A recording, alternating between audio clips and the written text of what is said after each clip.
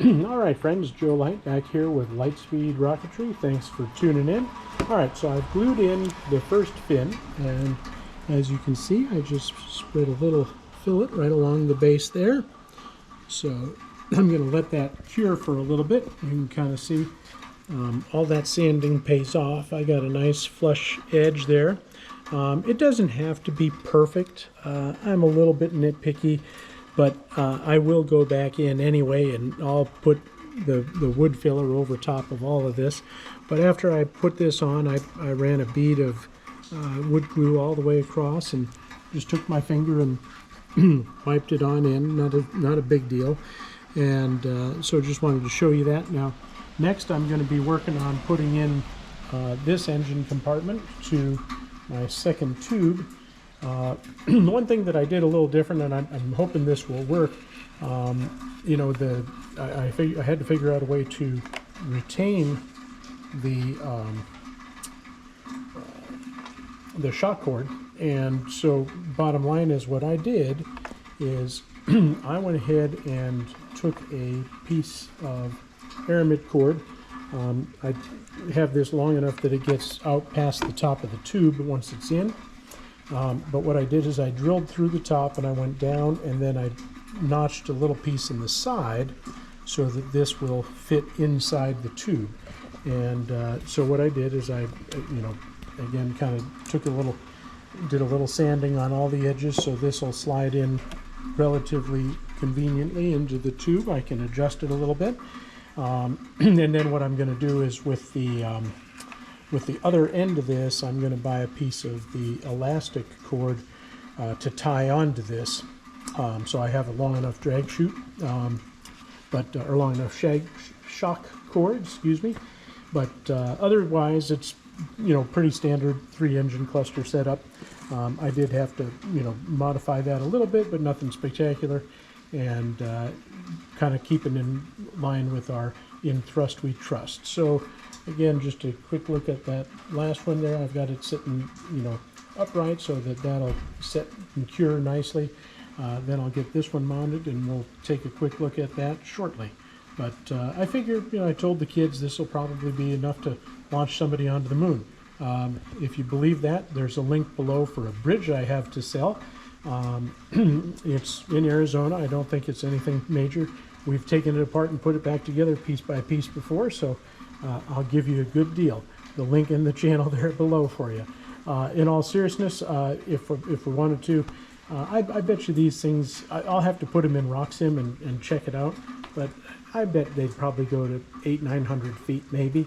And I could look on the SD site and see what they tell you their 3-engine cluster would go to.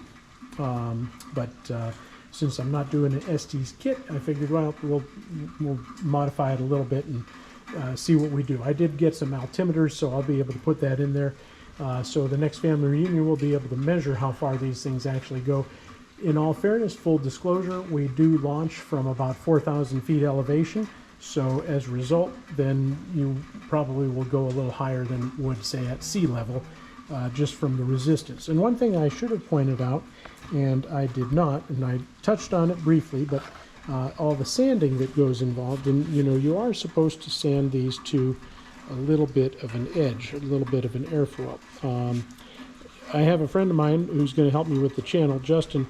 I might actually talk to him, because what I might do, it would be kind of cool, and it wouldn't be, he's very smart with this kind of thing. You know, rather than trying to do this by hand, and basically what I mean by that is I have this, I'll give a shout out to one of my favorite people, Tim Van Milligan.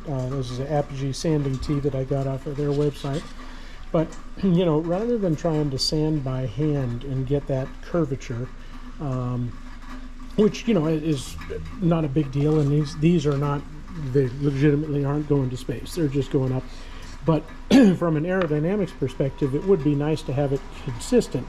And so what I'd almost like to see, if Justin Funakura, who's my friend, if he can do a 3D print of a, if you will, a sanding jig, where I could just put sandpaper on either side. If you can imagine, it would be kind of like my knuckle is, and then I could sand it evenly on both sides. It would be a little bit more consistent. He's very good at that kind of thing, and I don't think it would be too hard to figure out the radius that I want and the dimensions.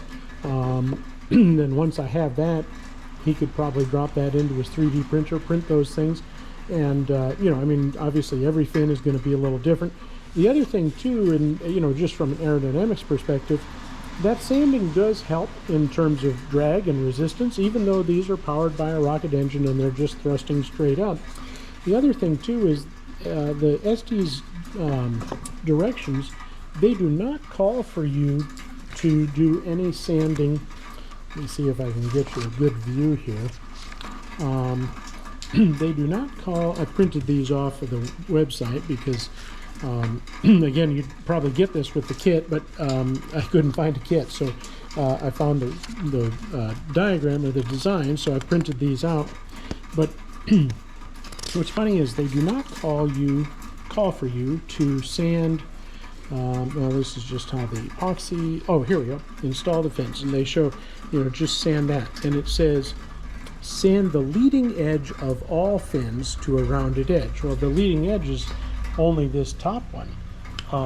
Now, the reason I point that out is because, quite frankly, if you think about the F-104 or the X-15 or any of the experimental rocket or high power planes, what they did is they also had what's called an airfoil, where it would come back. This is the trailing edge now of the fin that I'm looking at. They would come back to almost a point.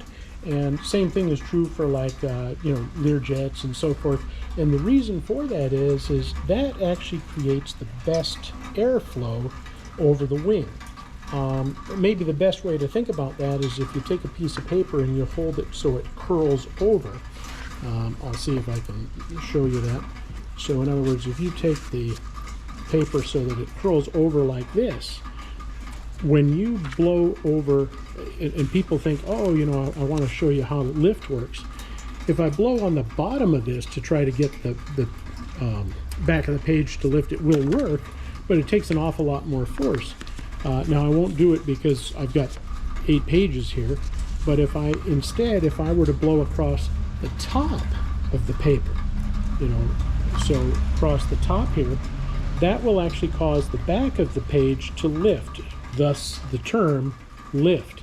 So my thinking is while they're not asking us to sand anything else, you probably would gain some altitude if you were to sand that down and then sand down the trailing edge almost to a point like an airfoil. Now, it may not be significant, but it certainly would improve the airflow and the aerodynamics. But again, here's the thing. We've got a 4-inch diameter tube, and it's got a huge nose cone, and quite frankly, with the 3 engines and stuff, it's going to be heavy comparatively. But if you were just trying to get as much elevation or height or altitude as you could possibly get, I would think that sanding those down, both the leading edge and the trailing edge, would give you some, it definitely would reduce drag. So anyway, just a random thought. Again, there's a link there below if you want to buy that bridge that I've got for sale. Otherwise, I will not be putting a man on the moon with either one of these rockets. However, at the reunion, it might be kind of fun to show the kiddos, maybe get 2 of them to drag race these things, and I'm going to paint them different colors and stuff, so you'll easily be able to tell the difference.